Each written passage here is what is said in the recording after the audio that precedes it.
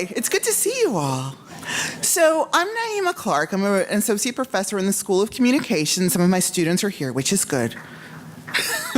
You guys were in the front a minute ago. What happened? Oh, well. So they're not just hiding back there.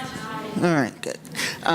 So I'm an associate professor in the School of Communications, and I'm also the faculty fellow for Civic Engagement, which means that I work on the university's initiatives for voting and voting behavior and education about voting. And I'm also the co-chair with Vice President Dooley of the Council on Civic Engagement, which is the event that puts on this, which is the organization that puts on this event every year. We've been doing this the second day of class for the last 5 years. And so sometimes there's 40 people, sometimes there's 400. This is a good group. I like this. So this is really a fast-paced session. And so I'm going to ask one question about big news topics, but I want you to feel comfortable to ask questions too. If they say something you disagree with or you want more clarification on, just raise your hand. I've got a microphone up here, and there's another one back there somewhere, and we can pass that around as well, okay? But first, do you remember what happened this summer? Well, I had a student, a lovely student, Matt Simmons, make a video for us to remind us of what happened this summer. So if we could play that, I'd be grateful. We won't. Some of these things I didn't remember, I'll be honest.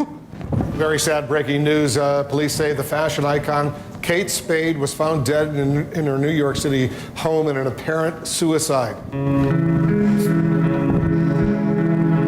His father certainly would not have gone on a walkabout smiling and taking selfies. Let's just have a moment, and there is what we see.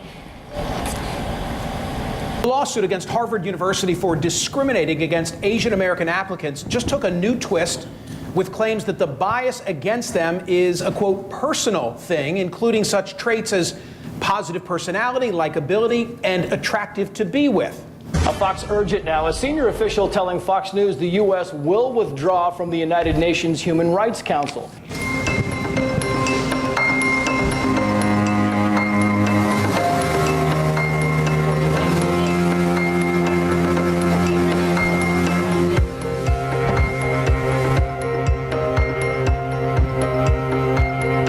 Has upheld the baker's right to refuse to make that custom cake for that same-sex couple. So in the second ruling today, issued by Justice Clarence Thomas, and again a 5-4 ruling, conservatives over liberals, the court ruled that a California law, California being a liberal state, a law there that forced anti-abortion pregnancy centers to post notices about where their clients could go to get publicly funded abortion, contraception, and other services was, in essence, compelled speech and therefore unconstitutional. President Trump wins. The Supreme Court has upheld the president's travel ban. Coming on the air with breaking news, a shooting this afternoon in Annapolis, Maryland, with multiple people reported shot in the building. Now, is Poland in crisis? Protests are swelling over sweeping judicial reforms that critics say amount to a power grab by the conservative government. Compromiso de no traicionar la confianza que han depositado en mí millones de mexicanos. The EPA administrator, Scott Pruitt, has resigned. The president saying he's ready to go to $500 billion in tariffs on Chinese goods and telling CNBC, quote, "I'm not doing this for politics. I'm doing this to do the right thing for our country." Tonight, it is my honor and privilege to announce that I will nominate Judge Brett Kavanaugh to the United States Supreme Court. They're all out. What an amazing story. All the boys, their coach, the doctors, the divers, every single one of them, including the Thai Navy SEALs who were in the cave with the boys all this last few days, and the Australian doctor who gave the green light to each of those rescue missions. There is untold relief and relation here tonight. Now to Washington, where a dozen Russian intelligence officers were charged last hour with interfering in the 2016 U.S. election. They're accused of hacking into the Democratic Party's computer network, releasing stolen emails and creating fake personas online. It is absolute pandemonium in Paris, where tens of thousands of French football fans are celebrating. It was one of the most extraordinary moments between an American president and a Russian leader. Their meeting framed by Friday's Justice Department indictment of 12 Russian agents for election meddling. Because it's not investors, it's farmers across the country. They're already feeling the effects. One crop being hit the hardest right now, soybean. Paul Manafort, guilty, convicted on 8 counts, including false tax returns, failing to file foreign bank account reports, and 2 counts of bank fraud. And a deadly eruption from one of Central America's most active volcanoes is causing chaos in Guatemala. This as residents of Hawaii experienced yet another eruption on the Big Island. Natasha Sweet has the latest on both. The acting head of the EPA told reporters Tuesday that the U.S. needs a single standard for fuel efficiency in cars and trucks. The comment set up a showdown with California and comes as Reuters reports the Trump administration is looking to revoke that state's authority to set its own auto emission rules. That's a signature Obama-era environmental policy. Now to a major milestone, Apple becoming the first publicly traded company in the world to hit $1 trillion. Back in the States, more than a dozen wildfires continue to burn across the state of California. Where is the collusion? You know, they're still looking for collusion. Where is the collusion? Find some collusion. We want to find the collusion. In New York, his longtime lawyer, Michael Cohen, was delivering a stunning blow. The man who said he'd take a bullet for the president had a change of heart, pleading guilty to campaign finance violations. So that was 4.5 minutes of 90 Days of the Summer. There's a lot there. So, we have a really interesting group of panelists. And I'm going to introduce them in a different way. I'm going to tell you their names and what their titles are. But then I'm hoping that they would tell me tell us just another sentence or two about really what they're interested in. So if you have questions about the topics that they're interested in or experts in, feel free to ask. So first, there's Jessica Carew. She's an assistant professor of political science and domestic policy, and she's a domestic policy expert. Yes, I'm in the Political Science and Policy Studies department. A lot of my work is specific to American politics, and more particularly the political behavior side, especially in the context of intersectional identity, such as issues around race and gender and so forth. Great. And then there's Baris Kesgin, who is an assistant professor in political science, and I have him listed as a foreign policy expert. I'll take it. Thank you, Naima. Good evening, everyone. Yes, I do study foreign policy and specifically foreign policy decision-making processes, and I'm interested, even more specifically, I'm interested in leaders and their personalities. While all this was happening this summer, I was talking with former Turkish cabinet members, a host of them, and I'll share some of what I heard from them as well. Oh, wow. Okay. Then there's Kate Croxton, who is a reporter at the Burlington Times News. She's a relatively new reporter to town, but she has done some really interesting local stories this last summer. Yeah, so hi guys. Since I'm the cop and crime and government reporter, I like to do kind of human interest stories. I also like to look at animals a lot. Like I think this summer I covered a missing cow, a missing goat, and a missing snake. So that was pretty interesting, but we also have had some really big stories. We've had a couple of, we had one cop involved shooting, and we just busted open a human trafficking ring, so it's been a busy summer. I don't know how someone loses a cow. Okay. Damion Blake is an assistant professor in political science, and he is an expert in a lot of things, but I particularly was interested in his national security expertise.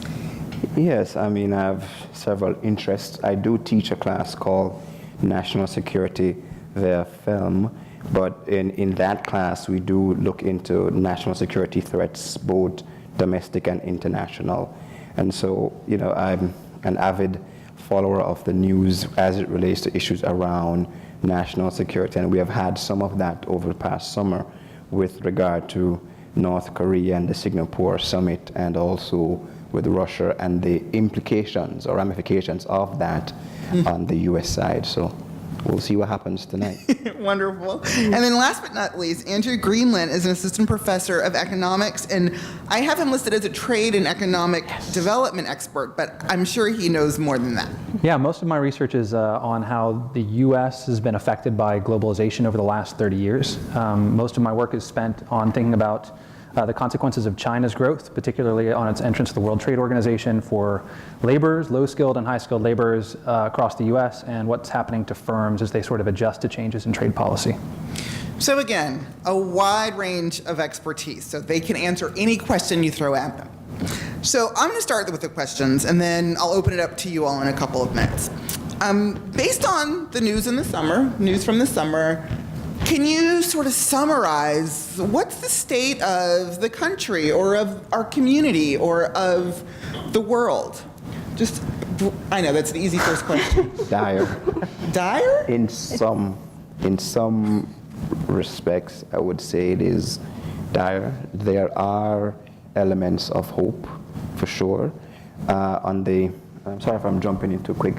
On the domestic U.S. side, I think what we are witnessing in our politics, it seems to me a kind of a reassertion of incivility in some regard, and I think that is rubbing the American body politic in several ways.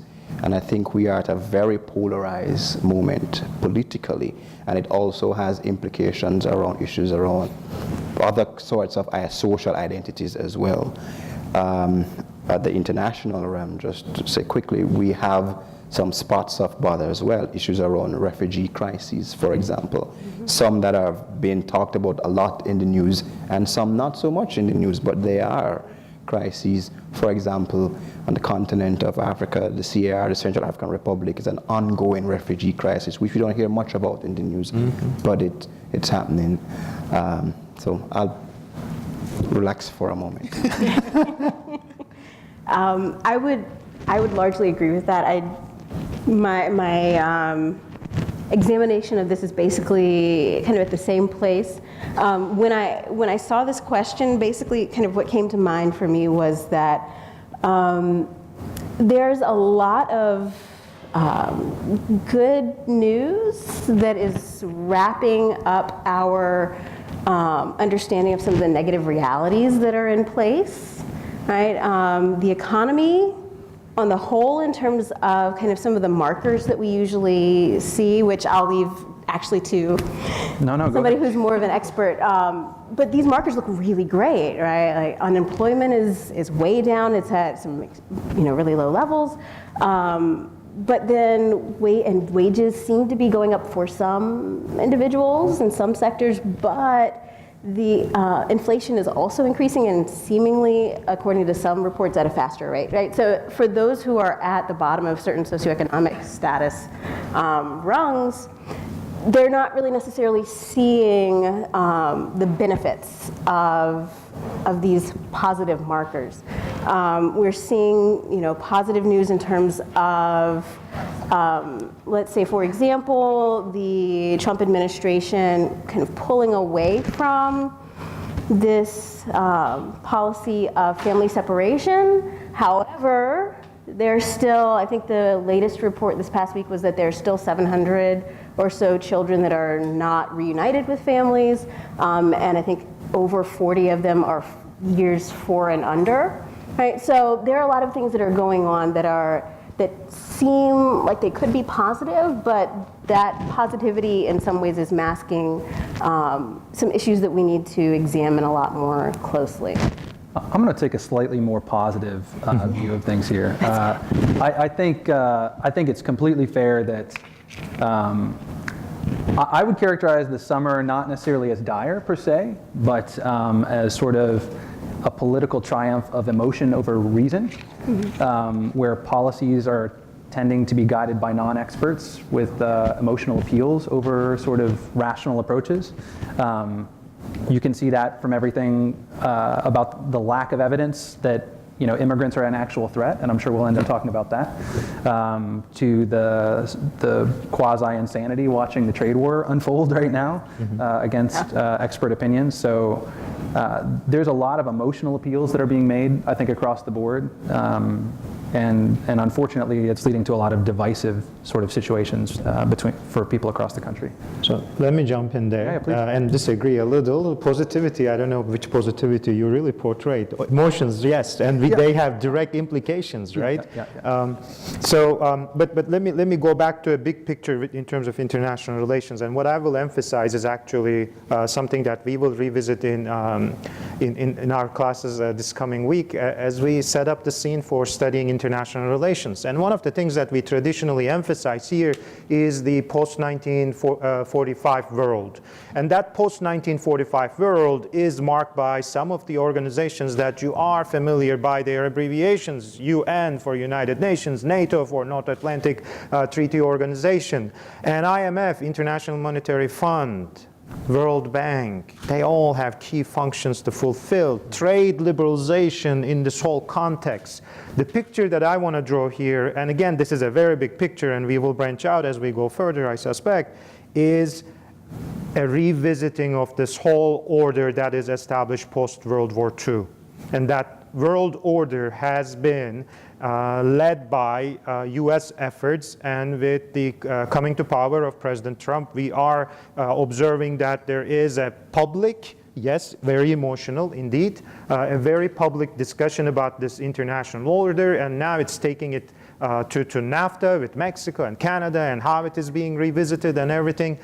But I don't know if something dire, but I suspect something big is happening. Oh, I completely agree with that. I mean, watching how quickly our current president is actively disrupting international relations is quite disturbing to watch on a large scale. And you're right, emotions. Yeah, and most of it is emotional appeal. I mean, and it's terrifying because it's a tricky thing to be able to refute people who aren't really interested in hearing objective truth about particular topics. As academics, we're not used to debating people on an emotional level. We sort of sit down with our underlying premise and some data and display it and talk to people about what we see. And that's a much harder debate to have in public. So what about the journalist on our panel? You're not, obviously you have opinions, but you don't feel probably that you could write about all of them in the newspaper. So how do you view what's happening sort of on a global sense, but in the local news?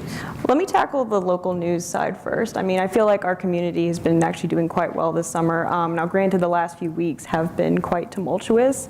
I'm sure, as all of you know, Silent Sam has caused quite an outrage, the last week or so. And we'll get to that in a little bit. On a global scale, I mean, I'm not an expert like these guys around me, but it has been quite interesting to see just how the world has perceived the United States, seeing as how our leader has done some things that I personally don't agree with, wouldn't have done. So we'll just have to kind of see where it goes from there. But it has put America on a pedestal, and not exactly a great one, so we'll just have to see what happens. So if there is, and you all pretty much have said there's some disruption going on, there must be, for those decisions to be made, there must be some consideration that it's good. So is there any good that you see from the disruption? Because certainly, the Congress isn't stopping it. So someone must think it's good. I'll take that. I think it's definitely causing people to talk and have more conversations. I mean, I actually saw a video this morning where some of the Parkland students actually had a good, honest conversation with some people who were pro-gun, and they actually got to talk to them for a bit and tell them what they were really standing for. And the guys were even saying, like, oh, well, the media is making you guys out to be like this. And they're saying, well, no, we don't actually stand for that. And it was good that they were having a conversation. So some of these bad things are happening, but it's causing people to actually sit down and listen and talk and just maybe hear different opinions about things that they probably wouldn't have done before. Mm-hmm. Okay. So another question. Could I just jump in really quickly? I guess I love when Jessica's on panels. You're very sweet to me. In terms of this idea of things that are positive, one thing that I see as positive that's actually, it's probably going to sound a little negative, but one thing that I see as positive is that some of our true colors within our nation are that we have been working to, in some way, perhaps mask or hide or pretend have kind of gone away. For example, concepts around hierarchy and supremacy of particular groups over others is really coming out in a very loud and clear way. And the fact that we haven't gotten rid of these ideas in some way is very, very much on display right now. And I think that that is something that in the moment feels really negative. And if I'm being hopeful, is something that's positive, because if we then try to go toward our positive core values of belief in equality and belief in people being able to actually kind of, I guess you could say, work in order to actually see the fruits of their labor in some way, then in that way, we could see some sort of positively coming out of that, because people will then push back against that negativity. If we just keep going in the direction of just polarizing, allowing ourselves to be polarized and not connecting, then it's not going to be good. But I think that it's always good to peel off the Band-Aid if the wound is not so clean, so to speak. And I would add to that what we are seeing in the face of this disruption, to use your term, Naima, is the continued growth of social movements, particularly across social media, and there's some underground as well, where people are saying, no, this is not who we are. We can be better than this. And so in the face of this polarization, which is, I think, at a very high level right now, that there's still some glimmer of hope, that people are still saying, we need to get back to that place of civility, we need to get to that place of dialogue and exchange, and we need to hold our leaders accountable for the kinds of things and policies and rhetoric that they advance. So there is some glimmer of hope in that regard.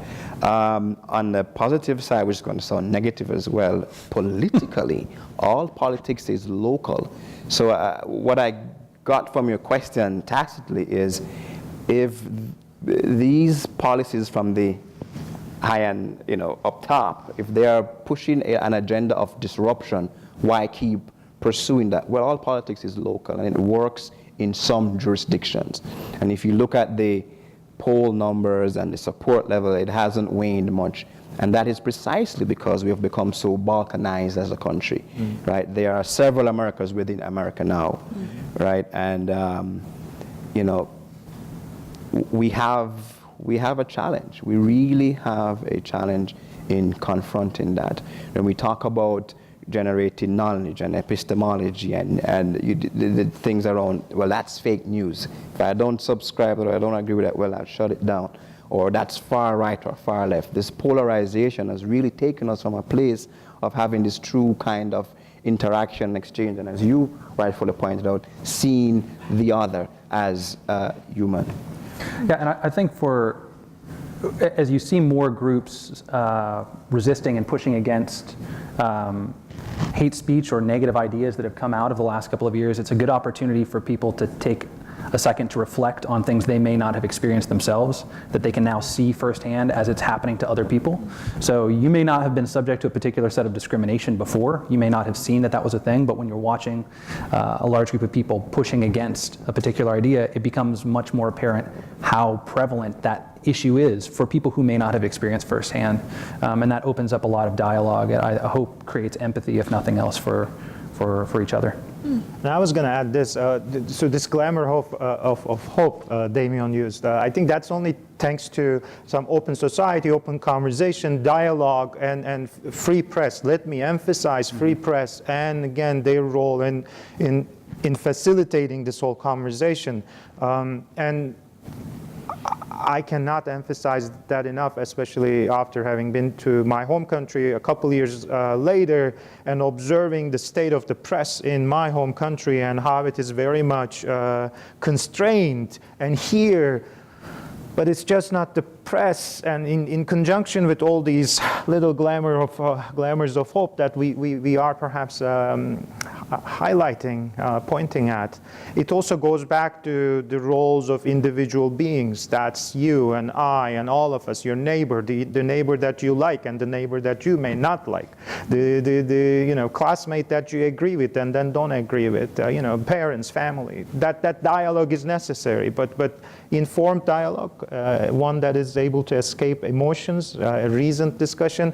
And in that regard, again, civil society, NGOs, free press, all of this are very key. But I think here in the States, we should really hold on to them dearly and continue to value their role in this very society. Were you surprised to see Silent Sam fall down or go down?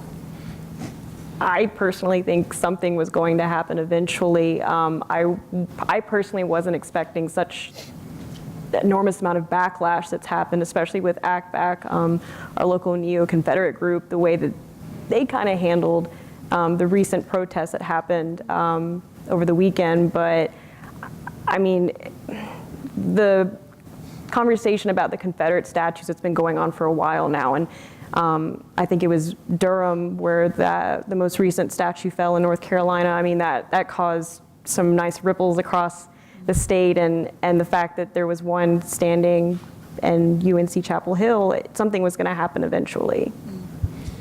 Do you think that because it got national news coverage, do you think that is that going to encourage the state to put it back up, or how do we move from it being down to the next step, whatever that is? I think there's a reason we haven't heard a lot from UNC about it, right? That they're saying, oh, we just don't really know what exactly we're going to do, or at least that was the last thing that I heard about it. And I think that they are in a very difficult position at this point, right? Because if you put it back up, you have to expend money in order to do that. And by way of putting out that money for this, that means in some way that there is some sort of implicit buy-in to some of the messages that are connected in with that particular statue, right? And so, I mean, I think that probably their best bet for being able to in some way kind of please everyone, or perhaps please no one, all at the same time, would be if they were to choose to put it up in another location that would be a bit more of a museum type place. Now, we did just decide, or a panel just did decide, to not take down the monuments that are down in Raleigh, right, by the government buildings. In spite of many people writing in to indicate the many reasons as to why it is that these monuments, one, have a history of being put up in order to attempt to push back against inroads that people are making against inequality. But two, also as a means of instilling some sort of fear of retribution for particular communities, and specifically African American communities in the South. And so it's interesting to see that is where that particular panel came down. They decided not to move those monuments to a historic site, but to keep them in a place where we make our laws, right, for our state. UNC is in a very difficult position. I don't know where they're gonna come down on that. Well, Duke took a different policy altogether. Yes. They had a statue of General Lee, I believe, in the chapel, and that was defaced at some point, and they opted to remove it and then put a plaque there, basically, so to not gloss over the part of their history that was glorifying this particular figure. I think it's, at the same time, it's important not to give a stand or a voice to racist statues at all. It's really important to not let people forget that that was something that society stood by for a long time. And so by putting some kind of marker there to indicate to people, this is part of our history. We used to embrace this idea, and it was something that we have to deal with now, is an important lesson going forward, so that we don't get to look back and say, oh, this was never a part of something we had to deal with. So it'll be interesting to see how UNC handles it. Fair point. I'm going to change gears to Helsinki, because I think that was one of the big talked about moments of the summer, where Donald Trump stood on stage next to Vladimir Putin and said, I don't see any reason why Russia would have interfered in our election. Now, 2 days later, he said that he didn't mean to say that. First, do you think that's true? He didn't mean to say that? No. No. Okay. And then, that was easy. And then, second, what is going on there? Are we being conspiracy theorists, or is there really something about Trump and Russia? Is that a real thing? Let's insert one thing in there, because the president did say he did not intend to say it, but in the meantime there was a recorded interview with a TV station there where he did say the very same thing. Oh. And that came out a couple days after the interview was broadcast. Well, it's even worse than that, right? So he said, I have no reason to believe, and he should have said, oh, I meant wouldn't have believed. Yes, wouldn't. But then the rest of the 3 minutes following that were all positive things about Putin. So saying, I meant to add an N''T to one of the words doesn't negate the 30 sentences that followed it. So you can't accidentally speak for 5 minutes about how much you like Vladimir Putin. I mean, I think there are two things on the personal level in terms of character traits. I think our president seems to have a favorable liking to strong men type leaders. It doesn't seem to knock them as hard as he does with his friends. But let's talk about the G8, the summit, right? Which used to be our friends. So he seems to have a kind of pandering to strong men. On the other side of the same coin, and I think I've used this term to characterize President Trump, that he's a transactional kind of leader. Yeah. He sees things in terms of deals and transactions. If I give up this, I can get X, Y, and Z. Yeah.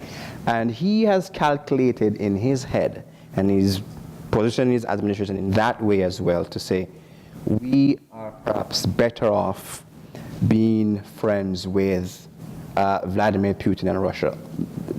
Albeit the problems in Ukraine, some of the human rights violations, some of the issues around our values of democracy and democratization. In his head, he has calculated that the cost-benefit analysis in aligning ourselves with Russia and Vladimir Putin far outweigh some of these things around values. I don't think he puts too much premium on values, which are very important in international relations and politics. He has really done a cost-benefit analysis, and it's like, we can siphon off that. It's a transaction for him. He's a deal maker. So then how does that affect our relationships with other countries, especially as we are now in the middle of this trade war, which I don't understand a lot about what a trade war is. So, Andrew, you're going to have to explain that to us? Or maybe... when it's time, I'll be glad to talk about that. So how does all of that, what does that have to do with our trade relationships?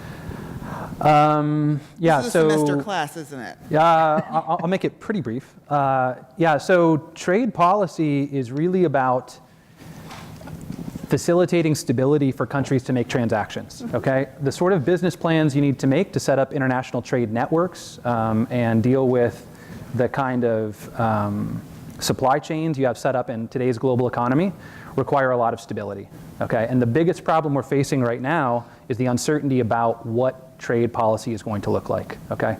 If we redact NAFTA, okay, the idea that it could be done in a way to protect American jobs is based on findings by a group of economists who have documented a lot of trade-driven job loss, okay? They're not wrong by noting that the manufacturing sector in the US has declined dramatically over the last 30 years. The idea, though, that by throwing up barriers, you can bring those jobs back, that's where that logic falls apart. Because most of these companies are importing and exporting all sorts of intermediate pieces that they need from all sorts of countries across the world. And so when you start throwing up trade barriers, you're presuming that all of these companies can find somebody in the US at some kind of close cost with the same skill set near the sectors where they're actually building stuff. Quickly. Quickly enough to satisfy local needs. I mean, it's presumptuous. And the instability that's being created by threatening to levy tariffs on people with whom we have long-standing trade relationships is particularly harmful. So the biggest problem with all of this, the cozying up to Russia, I might tweet a trade war, or I'm going to impose steel tariff. That was the most ridiculous tweet. I have co-authors that I saw this and I rolled over. I was like, this is terrible.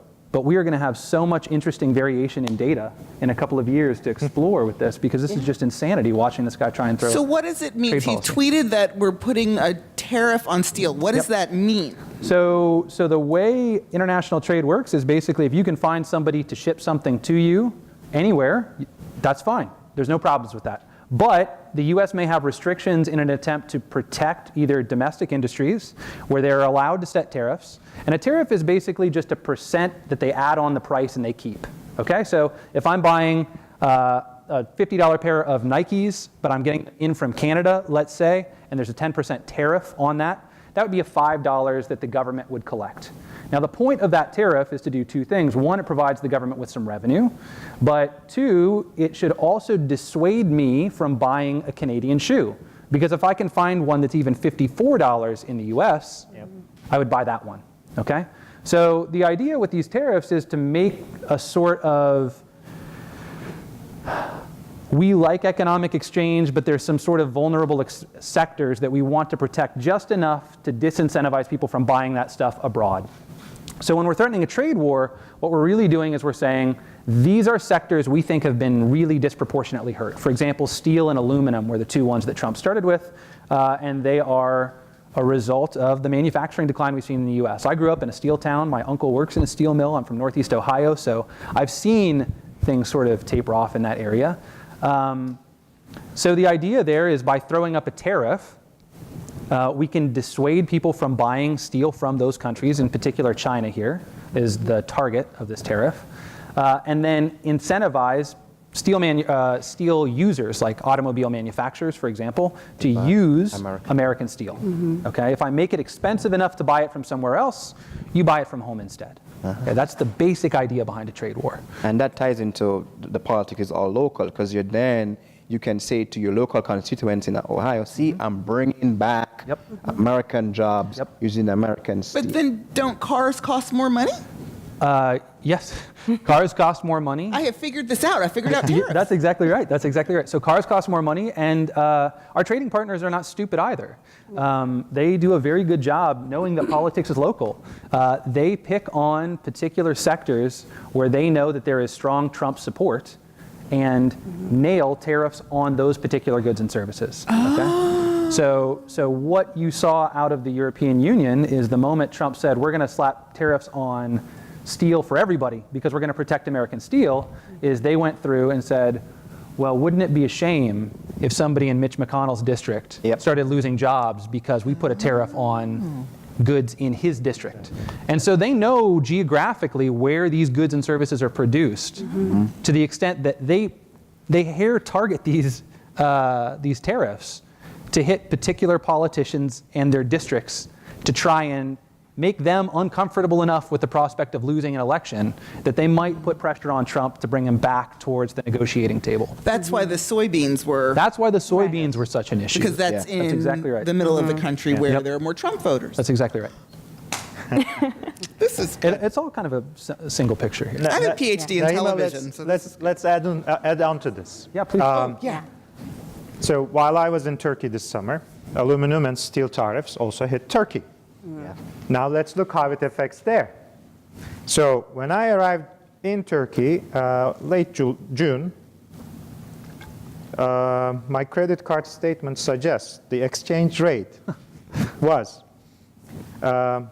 21 cents. That's what a Turkish lira was worth, 21 cents. When I left, it was worth 14 cents. Wow. Do the math. That's quite a bit of a loss of value, roughly 33, 35%, depending on how you do it. And if you look at the full fluctuation, actually, because these are the rates as I look at on my credit card statement. But if you look at the fluctuation of the exchange rate, and again, we have an economist on the board, I'll use my words here very sparingly. But when I got there, the US dollar was worth somewhere around 4.25 liras or 4.5 liras, somewhere about there. Doesn't really matter, that little gap. Towards the end, at some point, it hit 7.2 liras. 1 US dollar, 7.2 liras. So tariffs were not the only thing, but tariffs sort of prompted the currency crisis in Turkey. And this is what it means for the businesses over in Turkey. But again, you can substitute Turkey, right? I happen to be there. I can give you this concrete example. You can substitute this with any example. You can think about Mexico. You can think about Brazil and other countries who are exporting soybeans. You can pick another emerging country. We have multiple crises that are similar to the Turkish case as well. But you're talking about value lost in the local currency that is ranging from 35% all the way up to 60%, even 70%. And the implication is this. If you had Turkish liras, and if you owed some US dollars to a business here, elsewhere, if you owed euros, right, your business will probably bankrupt, and we will probably see these in the Turkish case in coming months. Or if you had inputs you needed to buy from somebody in the US or a company in Turkey. Exactly. You know, this is, I think, a tragic misstep in broader policy, because while Trump may be very transactional and be thinking about, well, if I really play the crazy card hard enough, that people think I'll actually tank the economy out of spite, then they'll concede, and I can get us a better deal. But okay, now that may be part of it, but there's a huge loss of an opportunity to be a positive leader and try and help providing stability to the economies that we are dependent on. I mean, having a stable Mexican economy is fantastic for the U.S. It's hugely important. And so trying to bring them to the negotiating table by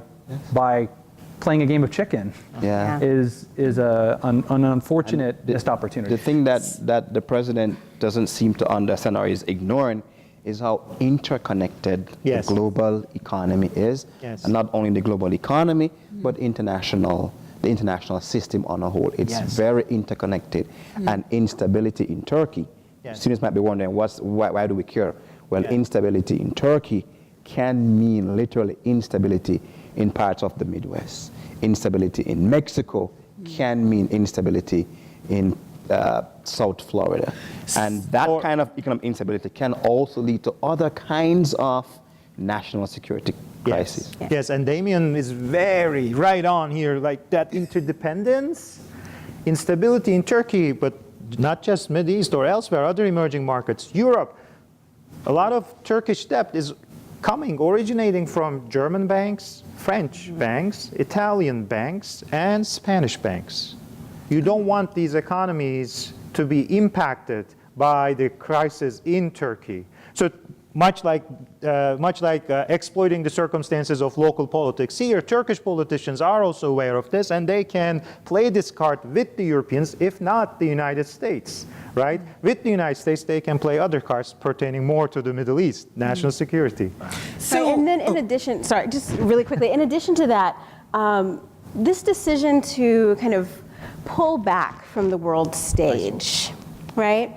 Exactly, and engage in some sort of isolation in order to say, okay, well, we can do it ourselves, right? Like, we're strong, we have hard workers, we're smart, we're innovative, and so forth. That's great, but it ignores the fact that there are many other places in the world and many other economies, and if we are retreating, then that leaves space for creating other deals between and among many other nations. And so they eventually will kind of rework their relationships without us.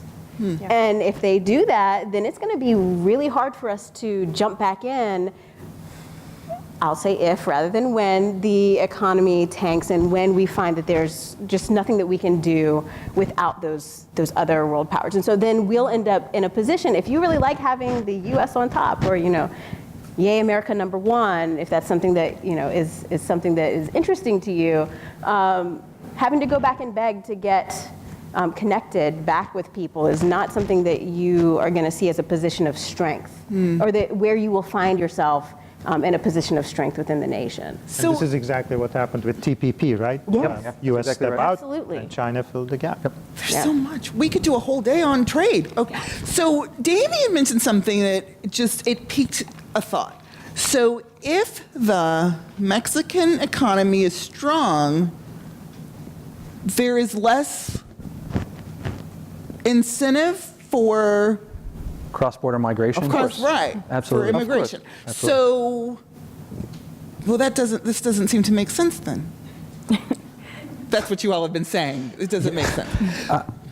Okay. So, I would say in general, a lot of things in politics don't make sense, right? No matter who it is that's actually in power, right? Because you have to appeal to different groups in a wide variety of ways. It's just that this feels dialed up a little bit because a lot of these policies are at cross purposes. And so, yes. Okay. Well, let's talk about immigration because there's some, local and national elements to talk about there. I first want to start locally because I was reading the newspaper on Sunday, I don't remember the day, and there was something about 237G. Do you know what that is, Kate? Yes, I do. Okay, explain what that is because that seems so important to us. Okay. 287G is a federal program that would allow our local sheriff's office. They can flag offenders in jail who are currently here illegally. They're waiting for departure, and it actually trains the deputies with the sheriff's office to enforce immigration law. So it kind of gives them a lot of power that arguably they, probably shouldn't have, since they're not ICE deputies. Actually, the sheriff's office faced a lawsuit back in 2012. There was a claim that the deputies were using racial profiling. They were calling Hispanic and Latino residents taco eaters. Oh my God. Not unfortunately, but the Department of Justice actually lost the law case, and Terry Johnson has been pushing to have 287G come back in Alamance County. And Harry Johnson's the sheriff? Yes, ma'am. So it's been causing a lot of outrage and hurt with the communities around here because they feel like Terry Johnson's going to have his officers go back to what they were allegedly doing before. So I also saw on television this afternoon that we actually don't have, that immigration is at a net, is less than we think it is. Like illegal immigration from Central America is less than we think it is. But it doesn't feel that way when you watch TV. So what's going on there? I mean, there are a wide variety of narratives that come forward, in particular out of the media concerning immigration. One thing that we do know, I'm going to step back to take this back to kind of a little closer to my area of expertise. One thing that we know about how media in the United States covers issues around immigration is that they very closely tie this to Latino identity. And so, and often these stories have a negative tone to them. And there's a lot of data that demonstrates this, where people have taken hundreds of thousands of stories and they comb through them and they code them as being positive, negative, or neutral. And we see that they come out as being particularly negative. And so this has an influence in a couple of ways. One is that it, for lack of a better word, colors our perception of exactly what or who is an immigrant. It also indicates who it is that we think ought to be here as compared to who we think ought not to be in the country. It also, the ways in which the media covers issues around immigration also encourages us to kind of blur the line between people who have documents, lawful documents for being in the nation, and then people who do not. And kind of getting a little bit closer back to, I think, one of the issues that you were asking about, or maybe just something I wanted to talk about, is that particularly this summer, we did see that coming out of the administration, that there is this suggestion that we should start to not just look at people who are not here lawfully, but also take a look at perhaps not allowing for people to attempt to obtain citizenship even when they have actually come into the country in a lawful manner. And so So that's what sanctuary is? Well, no. No. So this is actually a suggestion coming down, it seems from Stephen Miller, who works within the Trump administration, in order to say basically, well, if you have ever, as somebody who is legally in the country, if you have ever used any sort of public funds in some way, shape, or form, how that is going to be defined is something, or how they would define that is something that seems up for debate, right? But that could even be all the way out to some sort of use for Medicaid for your children, right? According to how some have reported on this. If you've ever in any way been connected to that, then you will not be allowed to apply for citizenship, basically. And so it would kind of keep people within this strange limbo place of being here, having legal status, but not being able to get to the point of demonstrating, hey, I'm an American, right? I've chosen to live here. I've dedicated myself to these values and to being a part of this community, right? But I feel as though I've kind of gone into many different areas, and so I'm going to you've educated me. So I've got the microphone here, so if anyone has questions, I can pass the mic around. I may ask Dr. Williams to help me.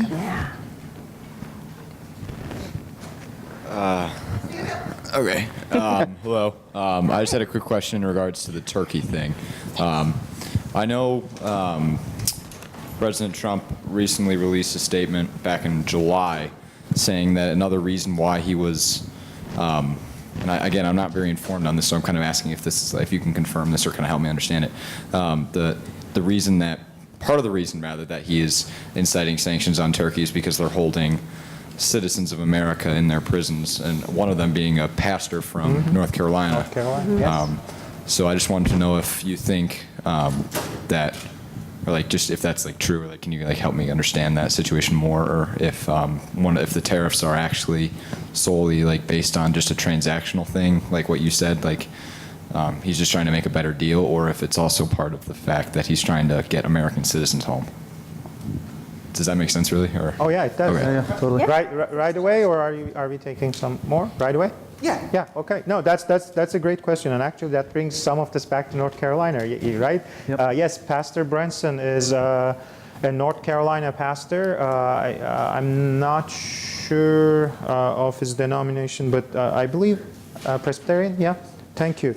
So he has been in jail he was in jail for roughly 2 years or so.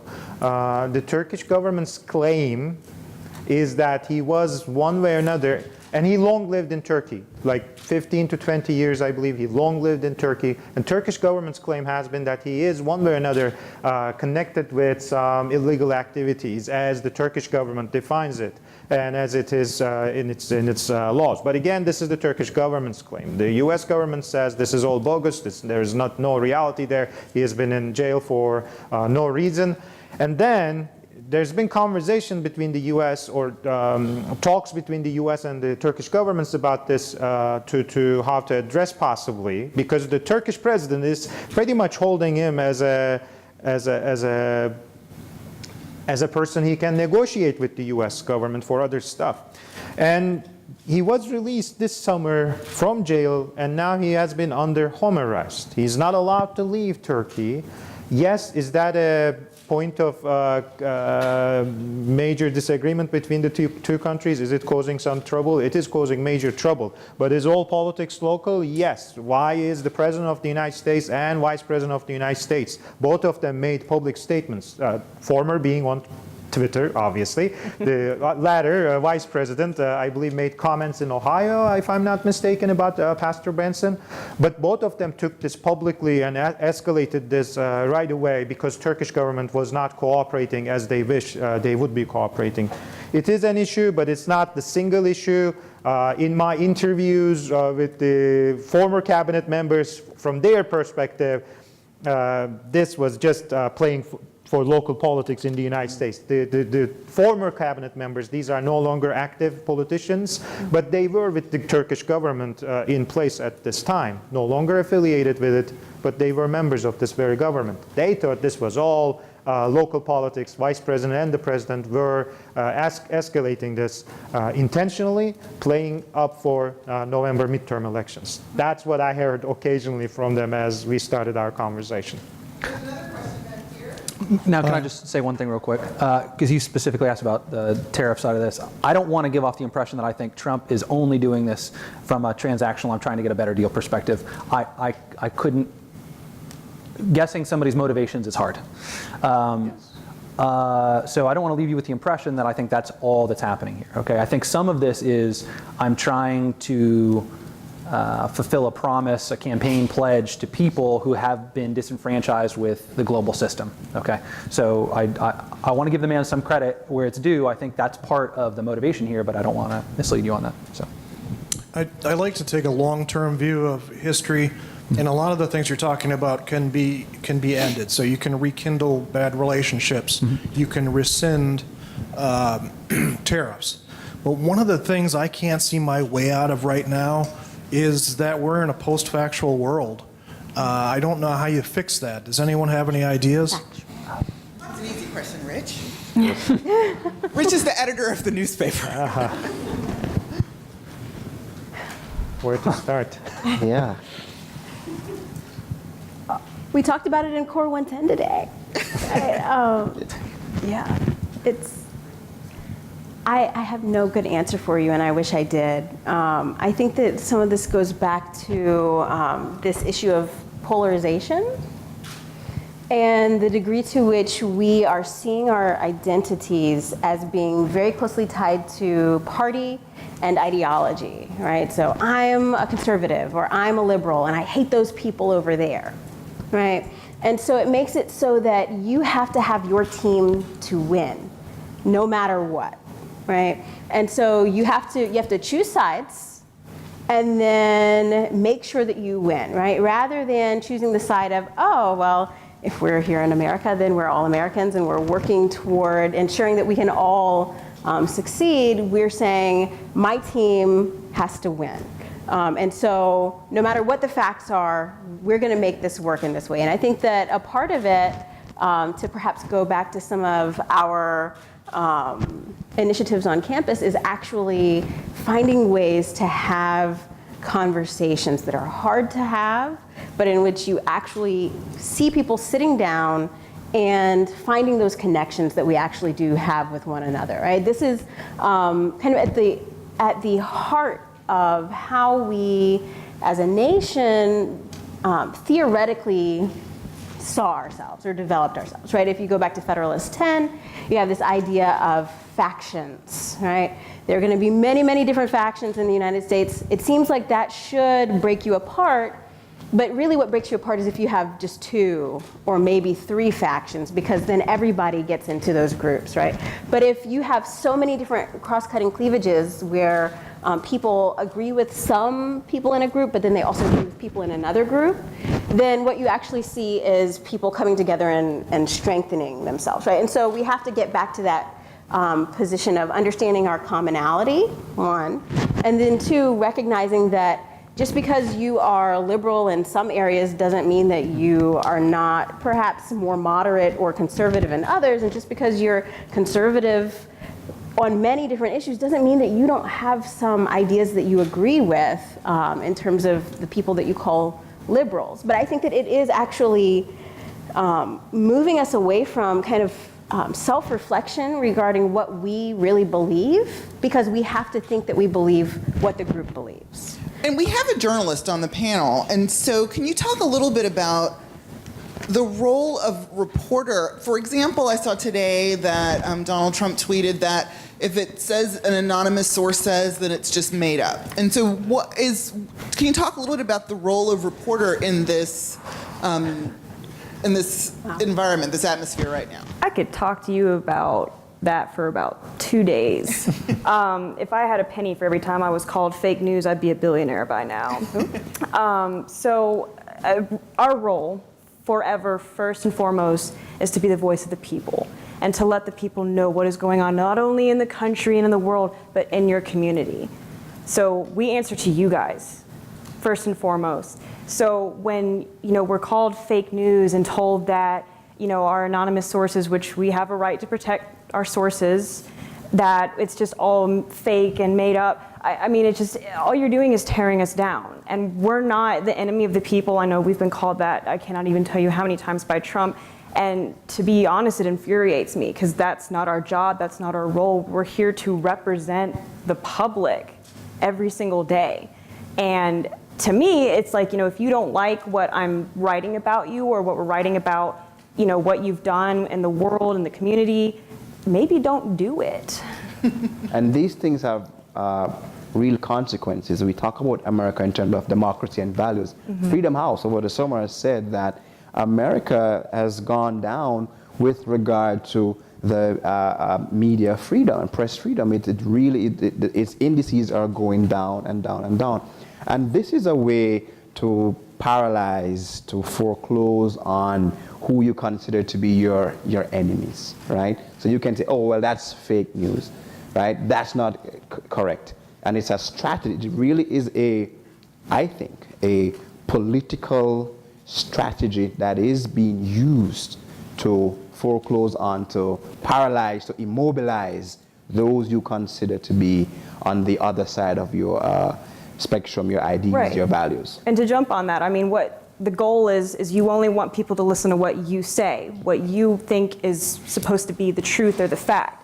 And the honest fact is there's multiple facets, multiple faces to every single story. So if, one newspaper says maybe Trump shouldn't have done this, and another newspaper says, good for Trump, and then he goes out and slams the newspaper against him, that's just the other side of the story. So for you to sit there and say, oh, they're fake news, they're not real, they're enemy of the people, you're just discrediting them because they're not giving you, I guess, the attention that you think is good for you. And real quick, it has real consequences. We should be very troubled for the academy, because empiricism is now going to be, oh, well, are you sure that research is actually really solid and tested and true? That's fake.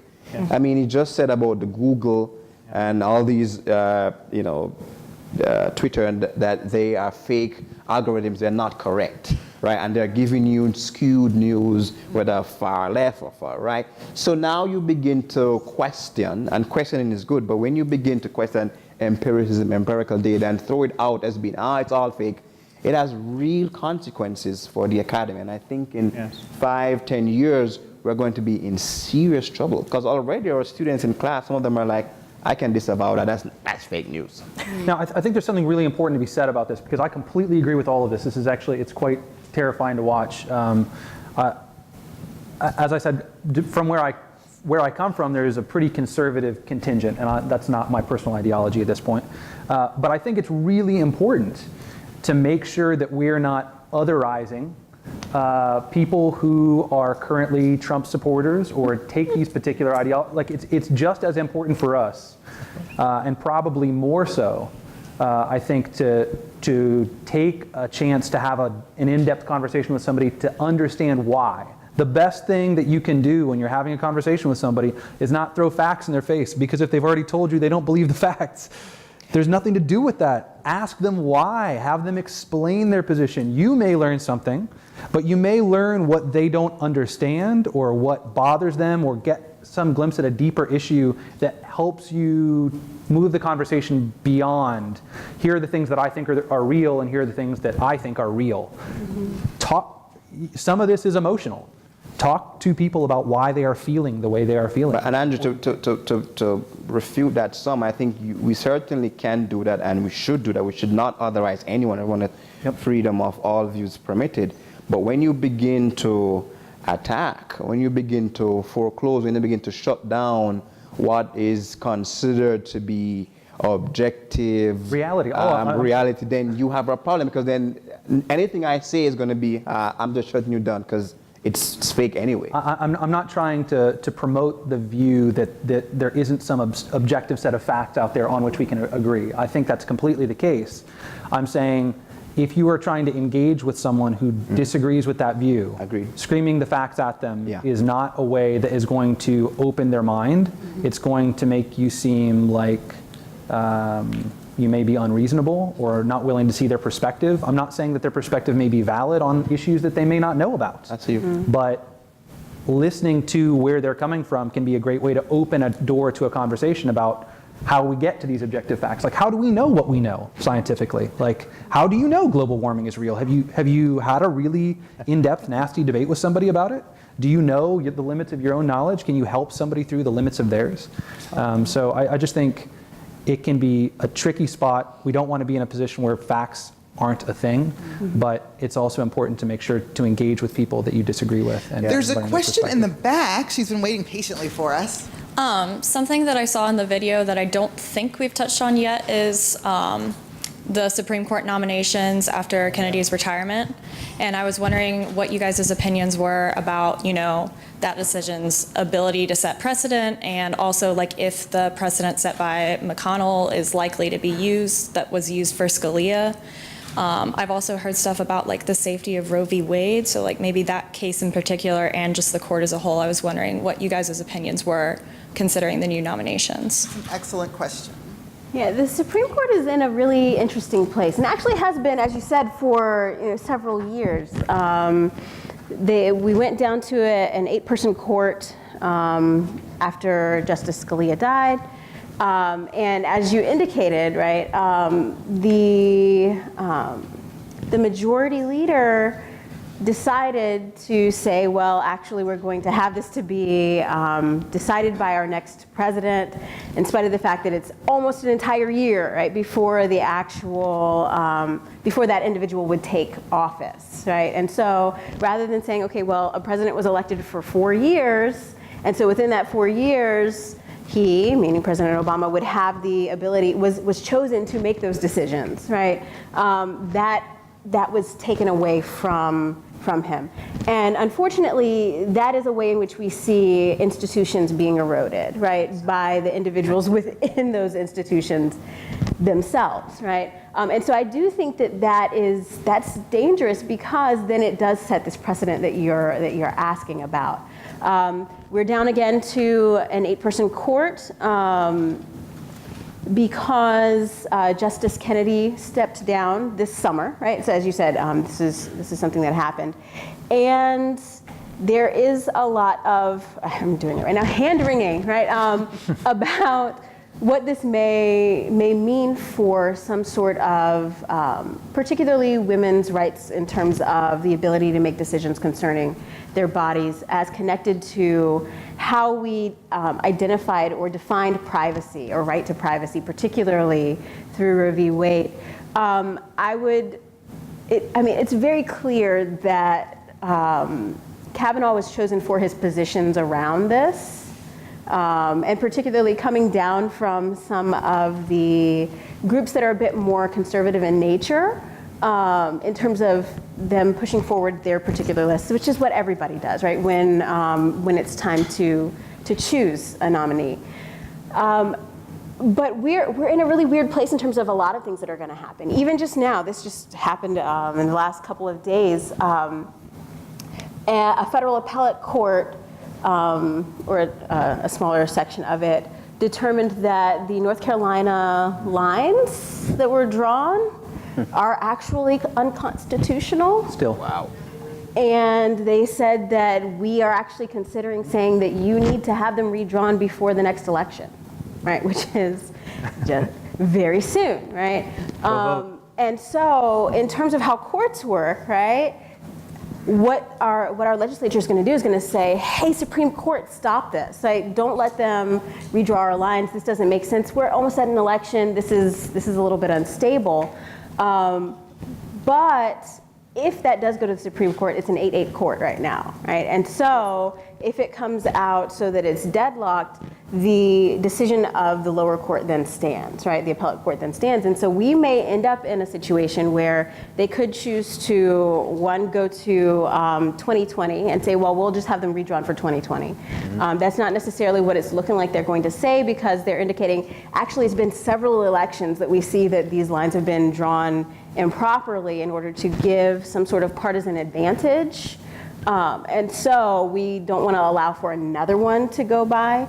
Another option that I was hearing about this morning was that they may say that we need to have a new primary and then have a new general election in the new year, like early in the new year. And so there are some different options that they're considering, all the way from doing nothing to doing something. But to your question, people are concerned, and there's good reason as to why that's the case, and that's because of the way in which courts have always been ideological, even though we try to pretend that they're not.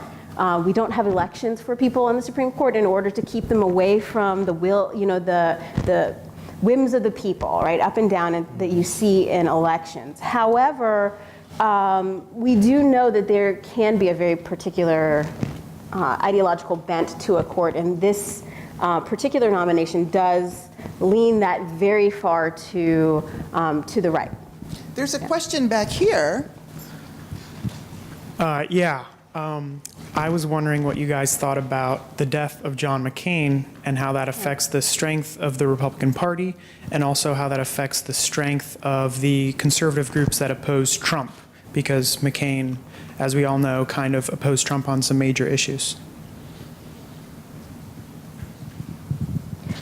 I hate to talk again. It's really unfortunate to see, again, where our politics have taken us in some of this. There are many people who are saying that they're lionizing him, right? Saying, oh, he's the most amazing person.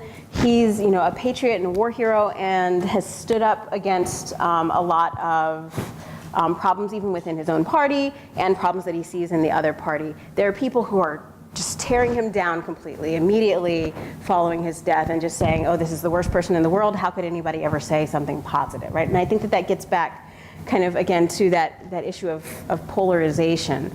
But to your specific question here, that's why I say that that's unfortunate, because it's unfortunate that we can't even examine or give some sort of pause to say, hey, here's the humanity of this person. We all have positives and negatives. We've all done things that are good and that are bad. There are things that we believe in that aren't necessarily helpful for everybody, right? But to give that leeway. The Republican Party is in a really interesting position, and the Democratic Party is as well, but they have their own set of mess, right? But the Republican Party is kind of in a fight for its identity, right? And the death of John McCain is something that is going to make it more difficult to have an example of somebody who's willing to actually engage in a bipartisan manner, right? And so when you don't have those examples in place, it's much harder to then actually attempt to one, reach across the aisle, but then two, to actually say, you know what, we're a party that has many different ideas. Here are some of the ones that we hold steady to, but then here are some of the ways in which we differ, but we can still agree on one platform. And I think that it's going to be difficult to not see things move a little bit more toward, I guess, some of the, I don't want to call it alt-right outright, but towards some of that direction for the party. Well, there's a Trump side of the Republican Party and a more moderate side. Yeah, I was going more to come on to that. yeah, The exactly. Republican Party, like, at the national level, is polarized within itself. There's Trump Republicans, and then there are other Republicans. John McCain was a guy who would say in the center. And the challenge for the Republican Party is, how do we strategically, again, going back to politics is local. Yeah. Are we in it to win it? What is the winning team that we should be right on the coattails of President Trump, or are we trying to get to a more moderate level? Well, a good litmus test for that is in Florida. If you saw the primaries yesterday and what is happening there, that's a good litmus test of what is likely to happen with the Republican Do you think that what DeSantis said was a dog whistle, or you think he misspoke when he said we don't want to monkey with the... Who says monkeying this up? This is a phrase that okay, so I don't live in Florida. Okay. Yes. So yesterday was the primary election in Florida, and so we're trying to figure out who's going to be running for governor. This is one of the many things, one of the many offices that's up. And DeSantis won. He was backed by President Trump. He won the nomination from the Republican Party, and there was yes, I think. I don't remember actually. Okay. Yeah, and so on the Democratic side, there was a bit of an upset where the African American mayor of Tallahassee, actually won. When I was there a couple of months ago, nobody believed that this was actually going to happen. It's the first time you're having an African American winning. To be running as kind of a major party candidate for governor in a really major state. Yeah. Right. A purple state. Right, and so this happened last night, and then was it this morning? Right, DeSantis basically said, well, we just can't monkey this up, right, in terms of letting this go by, in terms of saying let's not mess up and allow for the Democrats to win as compared to the Republicans. And so, Gillum, yeah. Gillum, who's African American, was very articulate, which is also a dog whistle, and then said, of course, we can't monkey this up. Yeah. On Fox News. And Fox News apologized for the... I didn't realize. Yeah, but there was some concern. Maybe he just misspoke. Maybe that's just a phrase he uses, but you all disagree. But didn't the president himself say that in that era there's a lot of violence in Tallahassee? I almost think he said something around that, which again could be a dog whistle. You think about the meanings around that. And that there could be, we should be careful, because if the Democrats somehow retake, then there could be a violent outcome. Yeah. Violence in Tallahassee. Yeah. Do you have a question? This is an economics question. I've read reports and seen many leading indicators. It's just that the economy is doing well. Unemployment, the Dow hit a new record.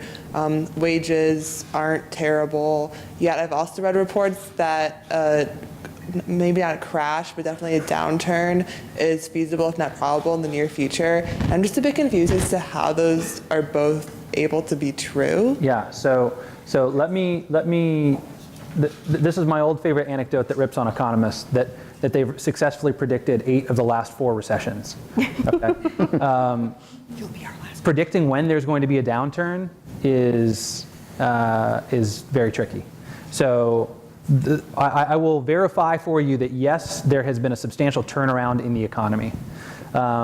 It's actually it's interesting, because if you are interested in taking a look at it, if you go to FRED, which is the St. Louis Federal Reserve Board, they've got great graphs where you can look at the time series of unemployment or inflation or whatever, stock market, whatever you're interested in seeing. And a really interesting thing is if you take a look at the perception that Donald Trump has turned this around after the election. Some of the things you'll note are that the unemployment has been moving in the right direction well before he came in. Wages were going up well before he came in. And so there's this trend that he's come in on this already upswing. And now that he's here, has been taking a lot of credit for policies at the time that weren't even implemented or weren't there. Some people are convinced that some of this, and there is some research out there suggesting that some of the Dow's upward movement is related to expectations about changes in tax policy, which actually occurred. From a real benefit to you and me standpoint, the question is whether or not those tax cuts and extra money for the firms means that it turns into higher wages. And the US economy is in this weird position now where, unlike past situations, there are many fewer, much bigger firms. And as firms get bigger and bigger, they have the ability to suppress wages for workers. And so one of the things that we're seeing is while the economy is growing quite well, one of the things we would expect to see is inflation, okay? Because as the economy grows, firms are getting bigger, they need more laborers, they start bidding up wages to move from one spot to the next. And as those wages go up, now you have more money to go spend on stuff. And so prices start going up. But what's happening is some of these firms have such a huge pool of the labor market. Okay, if you're working for Google, for example, now I'm not saying anything about Google because the Silicon Valley area, there's a lot of tech firms, but suppose you've got some major industry like that, you have very few options for other employers that could compete with you over wages. And so, although the economy seems to be doing well and the stock market is up, wages are relatively stagnant. It's a great time to be in school, unemployment rate is way down, but in terms of whether that is going to mean great meaningful things for your paycheck, it's not as clear. In terms of predicting a downturn, the reason why people typically think of predicting a downturn is exactly this. It's that when the economy hits a recession, the government usually steps in and tries to put enough money out there to make it cheap for businesses to start hiring people again. And as they do that, again, it bids up wages and then prices, and then the government tries to put the brakes on it and take some of that money back away. And that'll slow things back down. So the question is really, is the government in a position here where they're planning on slowing things back down right now? Inflation is staying pretty low, so the Federal Reserve is in charge of making those decisions, and it doesn't look like they're super worried about it at this point. They're really slowly increasing interest rates. But just because the Dow is going up doesn't mean that the economy is firing on all cylinders for all people.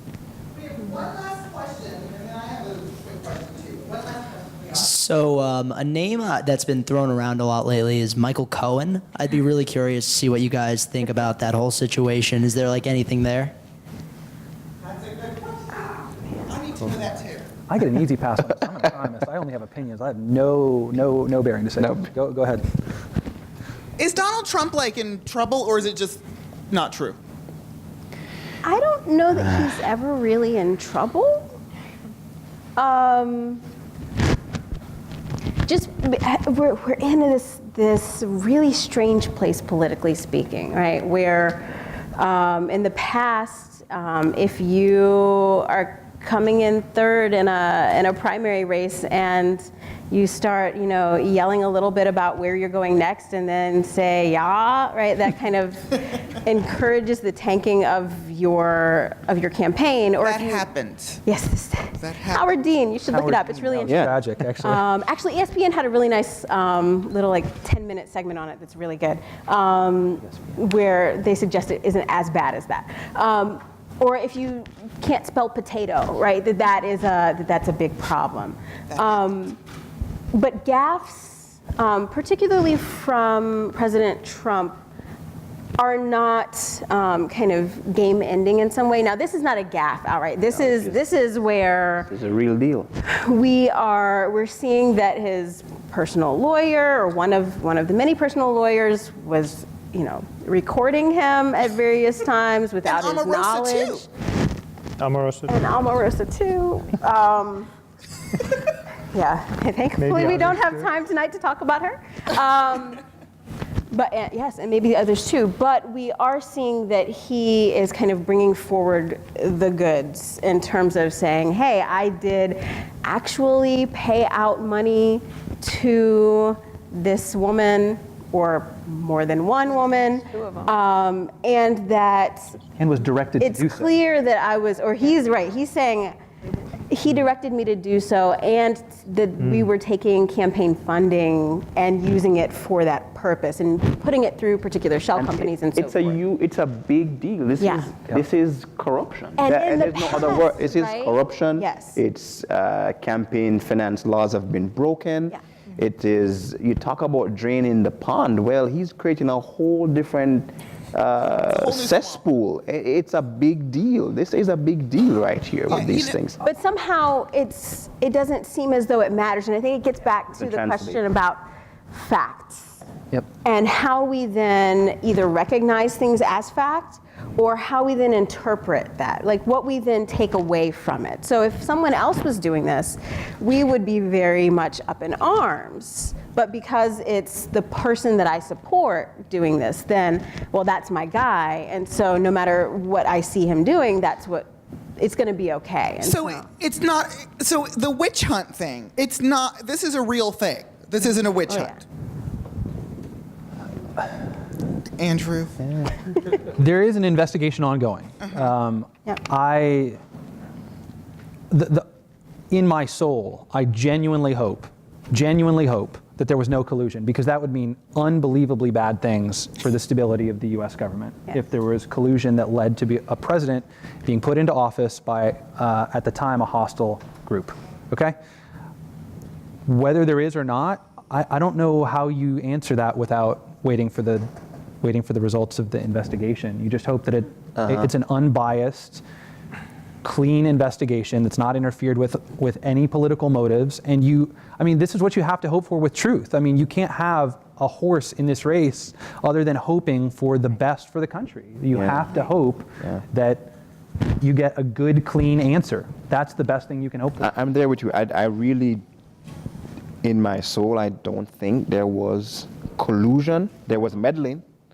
There was meddling, I think, on the part of the Russians. But was there a deliberate, calculated? It was. There's no doubt about that part. But was there a deliberate, calculated, working with from the Trump administration with Russians? I don't think so. I don't want to believe it. I don't think so. But the other things that are coming out of this, the Cohen is flipping, right? And he's saying stuff. We're seeing how there is a dirty swamp of political corruption, politics and pork, right? And when we talk about democracy and values, a lot of democracy scholars used to point to the United States as the bastion of democracy, and we should be exemplars for the rest of the developing world. Well, this situation here is the exact swampy thing that we once used to be above. Well, and I saw something about unindicted co-conspirator. Well, he's probably unindicted because you can't indict the sitting president, right? Wouldn't he have been indicted otherwise? I mean, I don't know if that's a question anyone can answer. I don't know. That's where the Justice Department has come down, right? In terms of saying, well, I think that we can't really indict a sitting president, but they have also said, well, but if he's impeached, then if the Congress were to do that, if he were to be taken out, and then at that point, right? There's a lot of talk around the idea of impeachment. I think that it's too early to even be thinking about anything of that nature, given where we are in our political situation.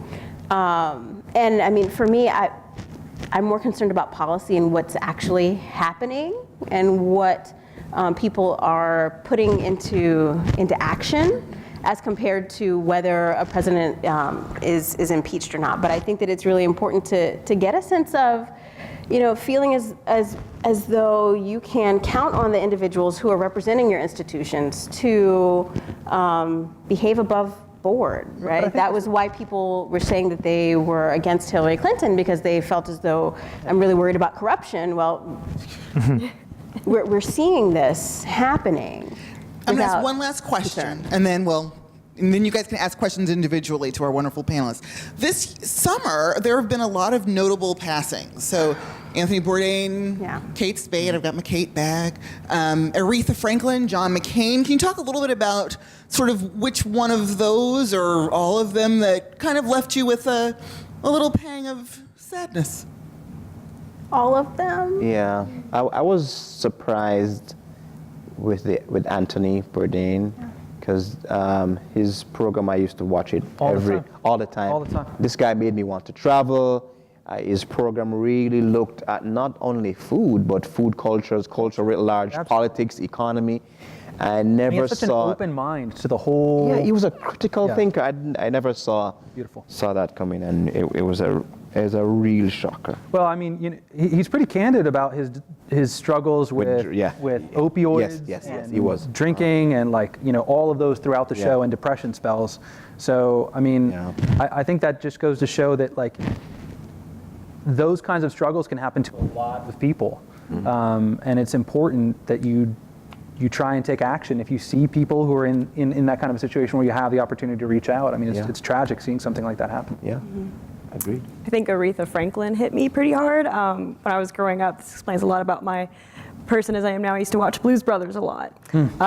So her getting it on with Dan Aykroyd and John Belushi just kind of, it'll always be in my memory. But I mean, she was the queen of soul. Like, she just paved a way for modern singers nowadays, and she always had just this great voice. And I mean, even when she was older and even as she started to get more and more sick, she could still just hit some notes that I just was amazed at. So she was definitely a hard hit for a bit. I absolutely agree with that. And